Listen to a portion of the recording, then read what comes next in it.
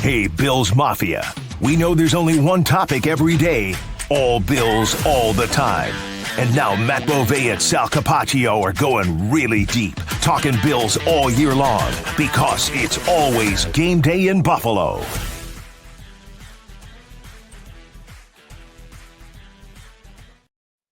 A tradition like none other, generally reserved for maybe a golf tournament around this time of year, but it's also having Brian Baldinger join. It's always game day in Buffalo here on our Audacy podcast, where he also is a host of the Best Football Show. Brian, here at Sal Capaccio in Buffalo. Glad to talk to you again. Thanks, Sal. It's good to be with you. It's, every fan is following this draft that starts tomorrow, Sal. And, everybody has their opinions. There are a lot of general managers out there. Yep. But we really have to kind of wait and see just how this thing is going to unfold, because we can make all the predictions we want. And I don't know, if Cleveland trades out of the number 2 pick, the whole thing might just get blown up. Who knows? No doubt. All right, a couple house cleaning items, then we'll get to Brian and his draft and Bills thoughts. First of all, Matt Bovee unable to make it today, my co-host. A lot going on with the Bills, obviously, this week. I just came from the Micah Hyde press conference for his charity softball game. It's going to be awesome, coming up on Sunday, May 4th. I'm the on-field MC for that. That's pretty cool. And I want everybody to know real quickly, today I launched my subscriber service through Twitter. So if you're following me on Twitter and you want more exclusive Bills content, now's a great time to jump on board. It's less than a cup of coffee a month, basically, right? So if you want to go there and do that, at Sal Sports, hit that subscribe button. Exclusive content coming your way. I have a Discord channel that we can talk about the draft, the Bills. We're going to have giveaways, doing a lot of stuff. And of course, right here at Always Game Day in Buffalo, we'll never go away, at Sal Sports on YouTube and wherever you pod, on iTunes, Spotify, the Audacy app, and anywhere else. But thank you very much for hitting that subscribe button on Twitter as well. Okay, Brian. So the Bills are picking number 30, and that's really low to, not kind of know how the board's going to fall. We can all make our projections, but I do know this. The Bills need some help on defense, especially on the defensive line. They've talked about it. I think that's where they're going to concentrate. They've attacked it in the offseason, but Michael Hoyt's suspended 6 games. Larry Ogunjobi suspended 6 games. Let's talk about guys you think could be available at number 30, and specifically maybe guys who could play the one technique where the Bills really might need a little bit more meat. Well, I started this draft process, Sal, at the Senior Bowl this year.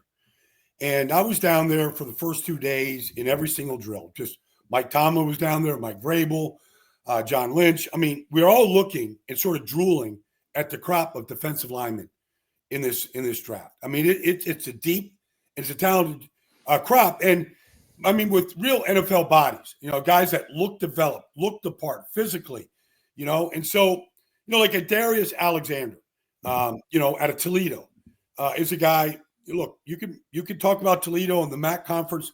We saw Quinyon Mitchell come out and play better than any rookie corner in the league out of Toledo last year. So don't look at the level of competition. He came to the Senior Bowl. He looked like he just blended in with every SEC defensive lineman. But this is a talented group.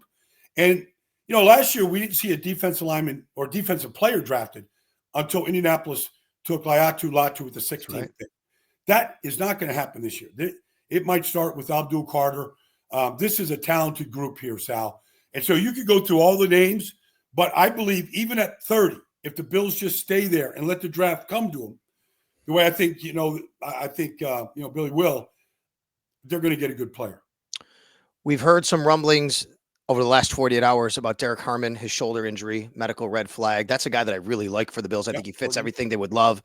6'4.5", 313. Now, not the biggest guy, but big enough, that's for sure. What do you make of his report that's coming out about his shoulder? Well, this is when the stuff starts leaking now, Sal, for whatever reason, some things, it waits to the final 48 hours. Medical issues are important. I was at Penn State's Pro D for Abdul Carter. He didn't perform, and people were concerned about his foot, concerned about his shoulder. And so until you get these things checked out, because a lot of these players now will play coy, and they won't do anything that might be necessary as far as a surgery. And I don't know this, about Josh, but I don't know what needs to be done, if anything needs to be done, and if he's going to be good to go for the offseason as soon as you draft him. I don't know that stuff. And so that's stuff the team has to sort of filter through, and they've got to make that kind of decision. What have you seen on film when you watch a guy like Kenneth Grant? I'll give you him. And then also I'll go to Tyleik Williams, obviously a pair of rivals at Michigan and Ohio State, but those are two guys who've been linked to the Bills. Yeah. So Kenneth, there's days when I watch Kenneth Grant at Michigan over the last 2 years, Sal, and I go, would you rather have Mason Graham, who's thought to go much higher than Kenneth Grant? Like, is Mason Graham, have we seen the best of him because of his technique, his pad level, but he doesn't have the same body that Kenneth Grant has. Kenneth Grant is 30 pounds bigger. He looks more, he just looks like a bigger defensive tackle. I like size. I think that matters. But Kenneth Grant isn't completely finished, but I think if he's in the right system, if he's coached well, we could see Kenneth Grant become a better NFL player. Because of his size, you watch him against USC, nobody could block him. He slipped every block. He's got great movement. He's had 2 really good years at Michigan. Tyleik Williams played on a very talented defensive line. It's almost embarrassing how much talent Ohio State has. And that can be good and that can be bad, Sal.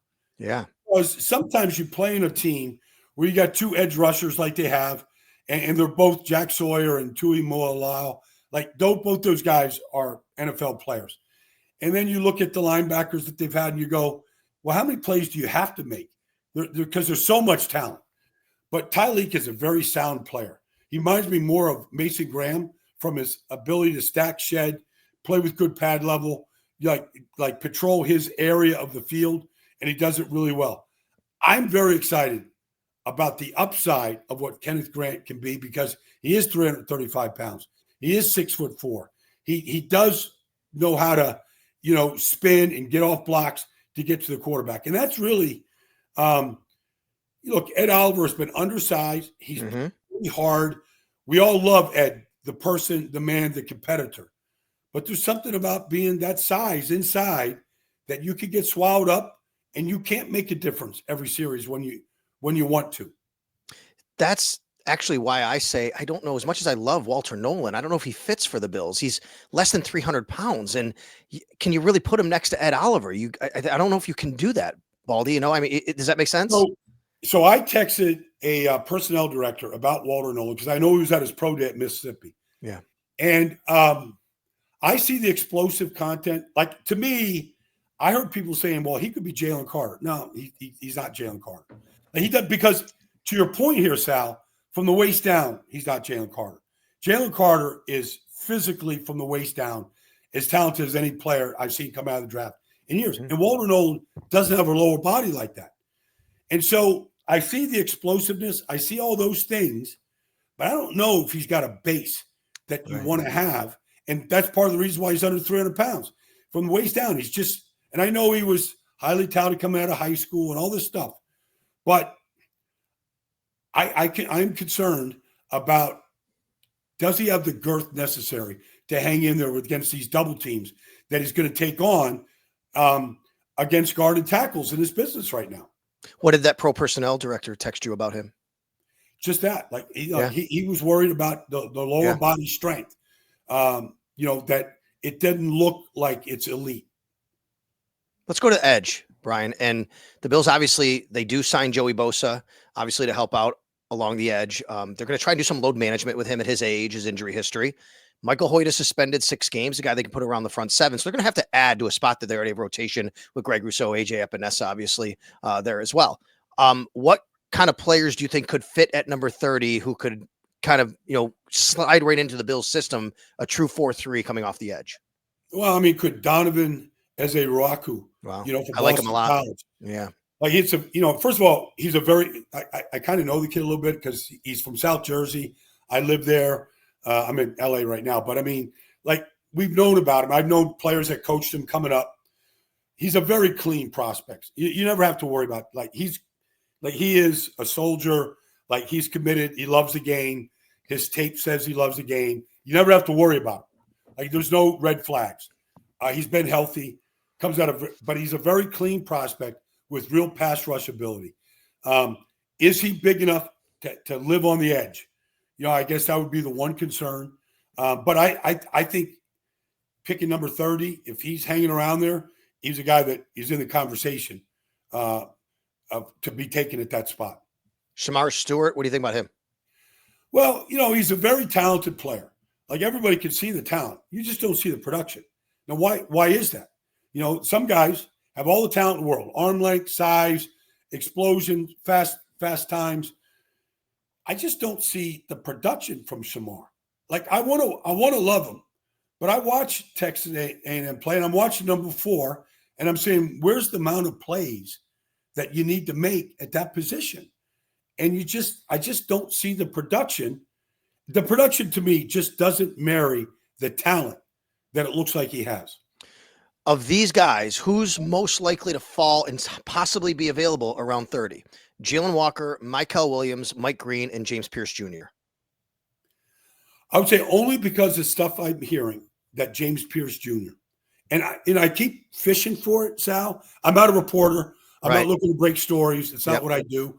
I just want to evaluate talent. But I hear things about him that doesn't seem like it's going to make the public airwaves yet. That could have him dropping. And then it's a question, how comfortable are you with some of these things? It could be practice habits. It could be off the field stuff. So I don't know. Right. But I feel like of the 4 guys you mentioned, that's the guy I feel like that could drop. I think Landon Jackson should be there. What are your thoughts on him? This is Landon Jackson. Yeah, taller guy, 6'6". Yeah, he's got great tape. Yeah. No, he's 6'6". He's long. He's a good worker. There's nothing not to like about his tape. Can he last to number 30? Is there enough players already gone at that position on the edge where he could still be there? Because I feel like he's going to get pushed down because of some of the names we just mentioned that might be evaluated above him at this point, that push him to the bottom or the top of the second round. But it's just a question, are you comfortable taking him at 30? Because I think he's going to be there. Brian Baldinger here on It's Always Game Day in Buffalo. He's the host of Audacy's The Best Football Show podcast and does a great job. You can follow all of his work as well online. Now, we're going to transition to corner here, and it's my position, Baldy, that the Bills are going to take a corner within the first 3 picks, but it won't be with number 30, and that's why they raised the floor at their depth with Dane Jackson, Tre'Davious White, guys that know the system. You know the way that Sean McDermott operates and how important those spots are for him. So they can, however, take a guy early that can develop to play. Looking at the group at corner right now, is there somebody who might be a day 2 guy, second round, 56 or 60, that could still be on the board and fit the Bills? Well, Ravel from East Carolina could be a guy. I mean, he's got really good tape. Christian Benford, like they gave him a big contract. He's going to be part of the future. Yep. Going forward. So, Dane Jackson, is he a starter? Do you want to push him? Kyer Elam it did not work out. Yep. He's gone. So, like, I feel like Ravel's a guy that could be there at that position right now that could be worthy of that type of a pick at 56. Do you get concerned about the ACL injury he's recovering from? I mean, technology, obviously these days, these guys can come back from these things, but is that something that could hold him back for teams shying away a little bit? It just depends. I mean, if he's ready to go, like when he's ready to go, most guys come back from that injury right now. It's not a long-term consideration because of technology. Guys are walking out of these surgeries now with ACL tears and the rehabbing day 1. When I tore my ACL, I was in a cast from my hip to my toe for 6 months, and it was a real recovery. But I feel like guys now, like it's almost like a badge of honor. Like once you get your ACL, okay, now you're an NFL player almost to some degree. I'm not wishing any injuries. Right, I totally get it. I know that Will Johnson most likely won't be available for the Bills, but he does have family ties here in Buffalo, so I know that people follow him. What is your range of outcomes for him, given everything we've heard about him on the field and then medically? Well, it's a concern. Look, he missed, the last 10 games because of a turf toe. All right. Now, could he have played with it? Like everybody's tolerance is different. So I never challenge anybody, but he didn't get on the field. And then, he had issues that he couldn't test with throughout the entire offseason where you couldn't even get a 40 time on him. And I don't care who you are. Like I know the tape before, the interception reel, the length, national championship, you could see the skill. But everybody wants to see a corner run because if you're a first-round talent, we got to know that you can run somewhere in the 4.4s or low 4.5s, that you can run with these receivers in man coverage. You have to be able to do it. And if there's lack of fast foot speed, it's going to knock you out of the first round. Now, we don't know that about Will. We're just projecting. But there is a history there that says is he a clean prospect at this point because of what he's gone through over almost an entire year right now, where he hasn't seemingly been healthy enough just to run a 40 or work out? The Bills run mainly a zone system. Now, that said, traits are incredible on some of these guys. Maxwell Harrison is one of them, but the Bills will obviously draft for a guy that they would want to fit into their group. I mean, maybe that's why it didn't work with Kyrie Elam. So let's talk about Harrison and Trey Amos. And if they have the kind of game that would fit for what the Bills want to run, primarily a zone defense, and where do you see these guys possibly going? Are they both first rounders or guys that would go in day 2? I think Trey Amos is going to go in the first round. Okay. I think there's Will Hunter, there's Jade, there's Will. Yep. And then it starts to, you get into, those type of players you're just describing right now. And I feel like if you want an elite corner, you've got to get them in the first round. Mm-hmm. You got to spend a first round pick on guys. Now, Christian Benford, was he a 6th round pick out of Villanova? I mean, look, they got lucky, I mean, but he fits the scheme, what they like to play. So they keep everything in front of him. We know the way things are coached there in Buffalo. So you can be a 6th round pick and start, for Buffalo. Yeah. But I feel like if you want to start getting after quarterbacks with pressure schemes and everything, you got to still be able to hold up on the outside, against elite receivers, Garrett Wilson, whoever you're playing against. So, I feel like, I feel like he's a first round pick. Guy I love is Darian Porter, 6'3", 195. He's lengthy. He's got traits. He reminds me a lot of Tariq Woolen, and I loved Woolen coming out of the draft. Where are you on Darian Porter? Well, you love his speed. You love his traits, because that's what you're kind of, basically banking on right there. But I think that, when you look at, I don't know if he's going to get into the first round. But there's so many guys. But, Iowa State's putting out a lot of good players. Yep. He went up against good receivers every single day in practice, guys that can really run. He's running in the 4.3 with the kind of length that he has. You can fall in love with his length and his speed. And I'm a Matt Campbell fan at Iowa State. I got to know him doing Big 12 games when he first went there. He has been an elite recruiter, and they're putting out really good players every year right now. And Porter is one of those guys right now. He's an Iowa kid. He kept him away from the University of Iowa. He went there, and, the tape is good.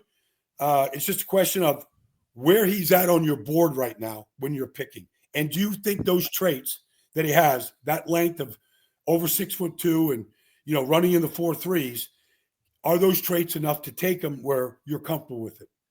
Couple more for you, Baldy, before I let you go. General questions, but more specifically, one guy that has ties to Buffalo, went to the university at Buffalo. He's from Western New York, West Seneca. Shaun Dolac, a first-team All-American linebacker who doesn't even get any invites to a bowl game. I think it's crazy here. I've talked to Coach Pete Lembo. I know him well here at Buffalo. Nobody can figure out why. But now here he is through the draft process. He crushed it at UB's Pro Day here in Buffalo. You did a breakdown, Baldy NFL, on Twitter. I love it. And if people didn't see it, you can go check it out. What did you see from Shaun Dolac on film? Well, for you, he was a combine snub too. That's right. That's right. Get invited to the combine. Honestly, when I watch him, the production is a production. 168 tackles. The interceptions. The passive defense. The fumble. All the sacks. Honestly, he reminded me of Matt Milano. He's almost the same size as Matt. Yep. And I'm sure. I don't exactly remember what they were saying about Matt coming out of Boston College. But I'm sure they're oh, he's undersized. He's too small. Some people said he should play safety. You should play safety. Okay. But, there is a world of difference when Matt Milano is healthy and in the lineup for Buffalo's defense and when he's not there. Especially the way their zone and how they play and how Taron fits in with that intermediate layer of linebackers. When he's in the lineup, when he's not in the lineup, there's a world of difference. And so that speed, that ability to know what's going on behind you without looking, just to feel the instincts that Dolac has, they're real. And I know there's probably a real push to keep him in Western New York right now. There's outside of his size, whether you think it's too small, outside of that, you can't find a reason not to draft this kid. Yeah, I mean, the Bills restructure Matt Milano's contract. He has 1 year left on that. We'll see where that goes if he can regain his form. He's 31 years old now. That being said, you also have Joe Andreessen from the University of Buffalo, obviously backing up Terrell Bernard, a guy that they found as a tryout player last year. So we'll see what happens with Shaun Dolac. Baldy, what's your what is there a team near the top 10, let's say, of the draft? I think Jacksonville's the team lately that's been this for most people, but you just kind of can't get the right read on. It might be a big pivot point on where this draft might kind of hinge. Well, only because, I mean, Jacksonville's one of those teams. Only because, Tony Boselli is new in his role. Yeah. The GM is brand new. Liam Cohen is a first-time head coach. And so, I mean, they're sitting there at 5, and you can project all you want, but we really don't know how they think. You can say, okay, the general manager comes from the Rams, Les Snead, went 8 years without a first-round pick. They're willing to trade it. Yeah, you can say all these kind of things, but we don't know. They're in a new role. Tony Boselli's in a new role. We know that this team has a lot of holes. We know that Trevor Lawrence has to get right. You have to make this work. They gave him a big contract last year to be the guy. He has not been healthy or played well in big spots. And so what's the best way to help him right now? Is it drafting an elite back in Ashton Genty? Is it trading up for an elite player? To me, they're the wild card here. Do they want to trade back and accumulate picks? Is somebody willing to go up there for the 5th pick? All these things to me says they're the wild card. And so I don't know what to make of them at this point. And I'm not fishing for it either, Sal. Right, I'm not out there making phone calls to Tony Boselli or anything like that. But to me, when you have 3 key pieces at the very top of this, and they're all new in their roles, we really don't know how they think yet. What about quarterbacks before I let you go? Have you settled on maybe how many quarterbacks go, where the range is for some of these guys? Sanders, Dart, obviously. I think we're all anticipating Cam Ward to be the number 1 pick. Yeah, I mean, I've been to Cam's pro day at Miami, and I was at Shador's pro day in Boulder, and I've been around them, and I've studied them all. I don't think it's a great group. I don't think there's Josh Allen in this draft. You can project all you want. He's rare, but that's okay. I mean, we've seen quarterbacks get overdrafted all the time. And if you don't have one, you better find a way to get one. I don't know what Pittsburgh is going to do, Sal. You got Mason Rudolph on the roster and maybe Aaron Rodgers and maybe I don't know. But at some point you got to pick them. None of us know what they're going to be like. Everybody said when Josh was drafted at Wyoming, well, look at that completion percentage. And look where he's at. You wouldn't trade that guy for the world right now. Nobody would. But so we don't know what any of these guys are going to look like until they start playing and they start getting coached and you see what's around them.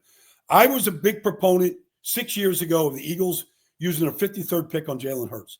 Not because I didn't think Carson Wentz couldn't do it. I was all in on Carson Wentz. But I thought Jalen Hurts was going to be a good developmental quarterback, and here he is, Super Bowl MVP. So if you like a guy, if you need a guy, draft a guy. And I think 3 of them are going to go in the 1st round. Join the close to 500,000 people following Brian Baldinger on Twitter at Baldy NFL. Baldy's breakdowns, always great. I think the one last year that Bills fans really loved was you breaking down Deion Dawkins and the way he was able to. You could describe the technique for me.